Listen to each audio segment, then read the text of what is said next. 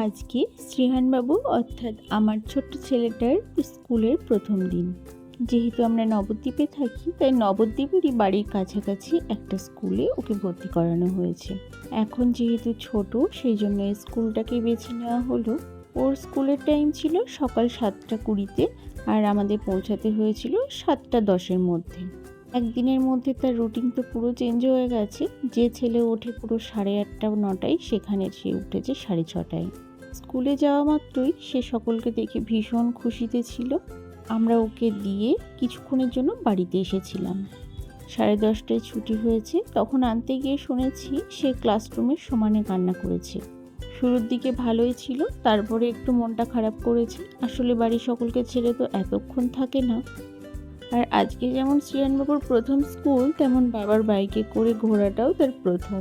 এই প্রথমবার সে বাইকে উঠলো।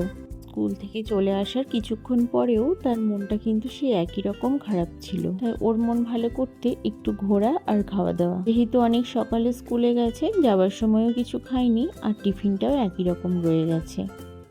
ফেরার সময় বাবা দোকানে ছিলেন, তো একটু দেখা করে আমরা বাড়ি ফিরে আসলাম।